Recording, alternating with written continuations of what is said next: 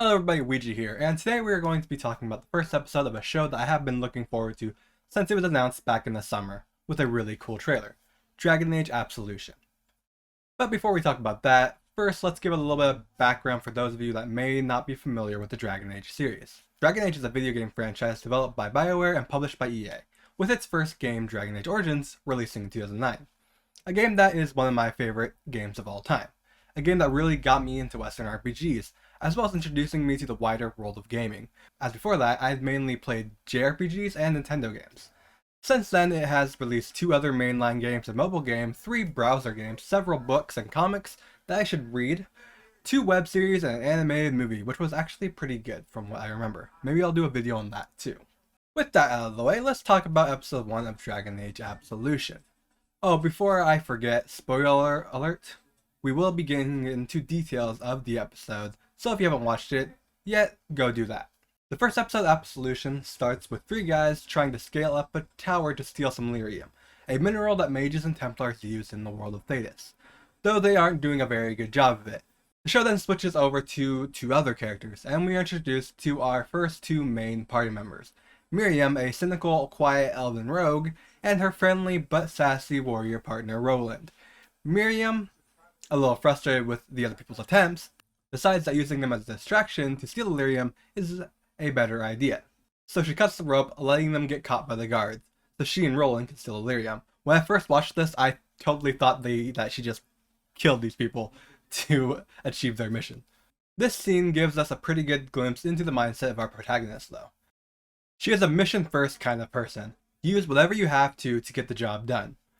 An ideal, I'm sure, will bring her into conflict with some of the other party members later, and a viewpoint that will likely change by the end of the show. The show is giving us a good starting point for her character arc. This scene also gives us a glimpse into Roland's character. He seems to be a snarky but upbeat man that tends to go with the flow. He also seems to have a pretty strong bond with Miriam and a pretty deep trust in her. A trust I'm sure will be tested as the show goes on. A nature that I'm sure will be put to the test as well. The next scene reaffirms my thoughts in Miriam's character, because as it turns out, one of the people that she used as a distraction was their leader's nephew. This scene introduces us to 2 more of our party members. An optimistic, good-natured mage named Hira, who has a history with Miriam, and a smarmy, kind of suspicious human named Fairland, who is voiced by none other than Matthew Mercer. From here we get our first action scene of the show, and oh boy, the animation is crisp and pretty damn fluid, as Miriam flits around from one enemy to the other. Apparently Miriam is a badass, as she takes down several enemies with ease. Talking about the fight scene, I love her weapons. They are dual daggers with a wire you can attach to them for taking down bigger foes. I hope this is something that they add to the next Dragon Age game. Her weapon gives off the impression that she's been at this a while, as it is designed to let her take down enemies of varying sizes, especially ones bigger than her, because she's rather small. This is a good starting fight that feels very Dragon Age, with Miriam taking down some upstart Thieves Guild. The fight reminds me of some of the side missions in Denerim in Dragon Age Origins. It also gives us a good judgment of Miriam's skills, that we will be able to compare to the villains whenever they show up. After taking them down, they leave the city, and we learn a little more about what I assume is going to be the core relationship and driving force of this show, which is the romance and past of Miriam and Hira. Later in the episode, it is revealed that they are in love with each other as they share a kiss. Them being in a relationship so early on does worry me though, as this is Netflix, so this might be a bury the gays moment, but it's also Bioware, and they're usually pretty good about depicting diverse crews and people of the LGBTQ community. We also get a nice reference to the game series, as apparently Hira was part of the Inquisition, which makes me want to look for her next time I play that game, as Bioware is pretty good about keeping a solid continuity, even with the varying choices that you can make to change the world of Thetis. After this, we are introduced to the final 2 party members, a bubbly and eccentric Qunari mage named Quindian, played by the ever-great Ashley Birch, and a standoffish dwarven warrior named Lachlan. This is a very Dragon Age party, with all our standard Dragon Age character tropes. We have the sarcastic, affable best friend, our extremely good-natured, just wants to help people mage, our edgy elf, the overly excitable, and maybe a little crazy character, our slimy, and maybe not completely trustworthy rogue, who turns out for the most part to be a good person, and our dwarf. Overall, just based on this one episode, I do really like the party dynamic that they have set up, and all the characters seem likable enough. After that, we get some more details on what the mission is, as well as what the plot of the show is going to be, as well as some more hints at Miriam's background.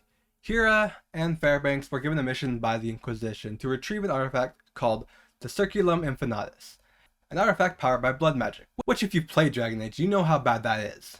They mentioned the name Razaran, a name that Miriam is familiar with. It's actually the reason that they recruited her. This is when the kiss happens between Miriam and Hera. Hera has to reassure that this wasn't the only reason that they suck her out. Then we get a cameo from none other than Liliana from Dragon Age Origins. She's also in the other 2 games, but that was her first appearance. It was nice to see her, even if just for a second, and she didn't say anything. She just looks like she hasn't aged, like, at all. I wonder if she's secretly a blood mage, but only uses it to keep herself looking young. I could totally see an Orlesian doing that. Oh, Cassandra's here as well, which is cool, I guess. She is actually the one that gives them their mission. From here we get one of my favorite visuals of the episode. As while they are expounding all of their exposition and background, they are giving us an overview of both the map of the Tevinter Imperium as well as showing off some landscapes of the continent, which makes me really excited to explore this area in the next game, as they look absolutely stunning in this scene. It's honestly a really cool way to go about giving a lot of exposition that isn't just a character talking at someone for 5 minutes. We get to see the party moving through different landscapes and even see them start to bond a little bit. Well, except for our edgy elf, who keeps a distance from everybody that isn't Hera. She even gets into a small argument with our dwarf about her possible slave status. At the end of this journey, we are treated to an absolutely beautiful shot of Nessum, the city that the artifacts are in. After some elf racism, I'm still curious how they knew she was an elf, like all they can see was the front of her face under a hood. They start to put together their plan to steal the circlet. This all culminates with them sitting in a tavern drinking while Miriam is going over things at the bar. Before some, probably nobles judging by their clothes, Tevinter mages approach Miriam, and after harassing her a little bit, he thinks he recognizes her as a runaway slave. Fairbanks comes to the rescue with some quick thinking, saying he will turn her in, but he is stopped by the mage before he can leave with her. He makes some, let's say, unsettling allusions before getting clocked by Fairbanks, who actually put a ring on just so the punch would hurt more. From here, a bar fight breaks out between our heroes and the Tevinters, and God, did I love this scene. There's nothing more cathartic in Dragon Age media than when a racist gets their shit rocked, or gets taken down a peg. Like when you get to kill Vaughn in the city off background, or when you make the blacksmith shut his damn mouth in Ostagar. Though the bar fight doesn't go over well with the person that they are protecting, as when they get back to their base, Miriam criticizes them about their actions, saying they jeopardized the mission. Again, we see the mission comes first mentality. Though it appears that she is at odds with that, as after leaving she figures out how to get in, but it will require her to do the thing she didn't want to do, which is enter the actual palace area. But them coming to her defense like that meant a lot to her, so she is going to do it. We're already seeing a little bit of development going on here. I'm sure we'll get more later on.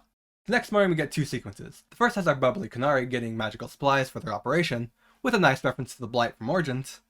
The other has Miriam now bearing a blue mark on her face, one that I assumed she had been hiding before. This mark allows her to enter the palace grounds without issue.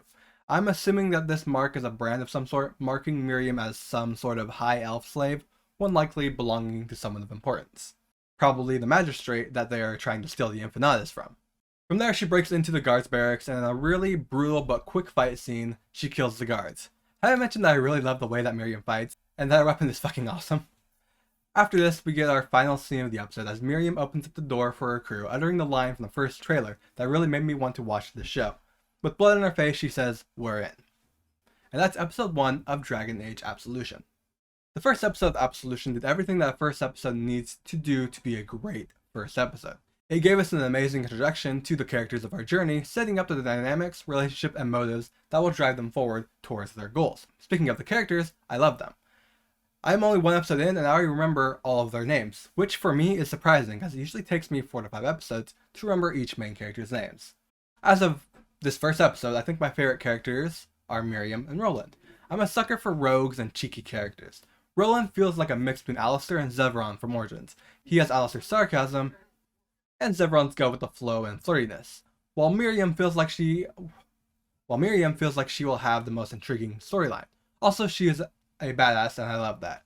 Her design is also probably my favorite.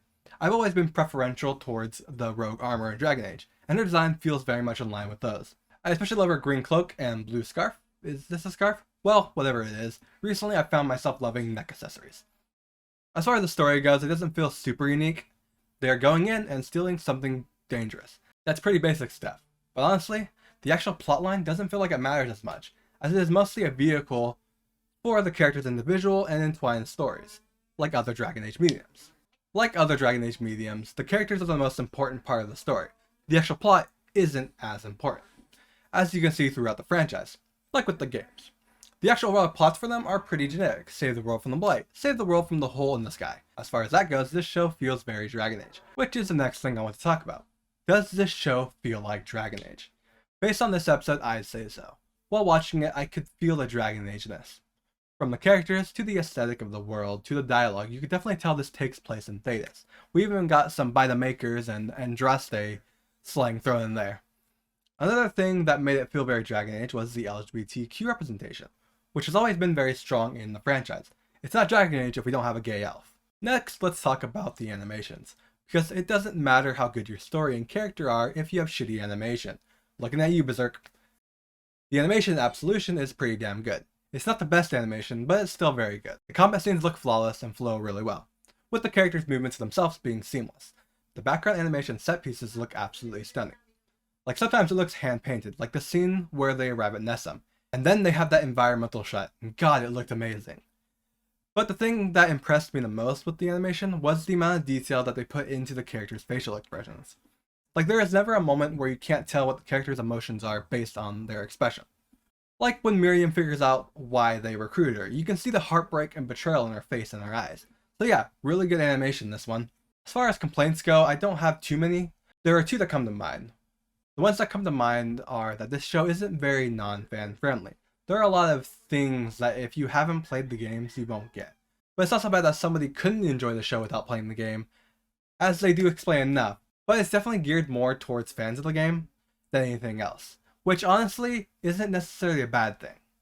My other complaint is that some of the dialogue can be a bit needlessly edgy. This is mostly lines from my favorite character. Honestly, I both love these lines and hate them, with lines such as, "So is a mage's staff before it shoots fire at you," in response to Quindon talking about how the magic statue is beautiful.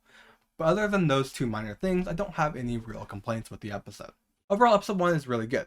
It does a great job of setting everything up for the coming episodes, giving us a great starting point for all the characters' arcs. It's well paced as nothing ever feels like it drags. Hell, even the exposition in the middle of the episode feels well paced. And the animation is crisp. So yeah, I think I'd give the first episode a 9 out of 10 as far as episode 1's go. So if you like this video, give it a like and consider subscribing. Tell me what you thought of the first episode in the comments below. I'll see you in episode 2 next week. Thank you for watching. Weegee out.